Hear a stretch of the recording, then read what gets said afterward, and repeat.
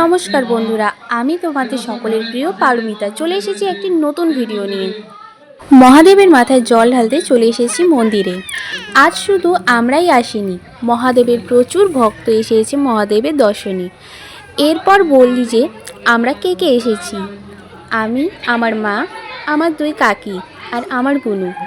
আমি আর আমার বাবা বাড়িতেই পুজো দিয়েছি, কারণ বাড়ি ঠাকুরকে তো আর উপোস রাখা যায় না, তাই না? আর তাছাড়াও আমি বেশিক্ষণ উপোস থাকতাম না, কারণ আমার অনেক ওষুধ খাবার আছে।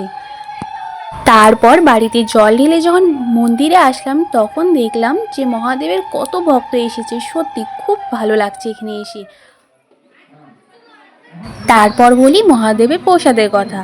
প্রসাদ তো অনেক তৈরি করা হয় আর খুব ভালো হয় খেতে। সকলে একসাথে বসে প্রসাদ খেতে সত্যি কতটা ভালো লাগে বলো। আর এই মন্দিরটা আছে আমাদের ফার্মবাজারে। এরপর যদি তোমরা কেউ আসো এখানে, তাহলে নিশ্চয়ই দর্শন করো মহাদেবের। আমরা বাড়ির ঠাকুরকে কীভাবে পুজো দিয়েছি তার পুরো ভিডিও দিব, সেটা দেখতে ভুলবে না। আর আমার এই ভিডিওটি এতটুকুই। এরপর দেখা হবে নতুন ভিডিওতে।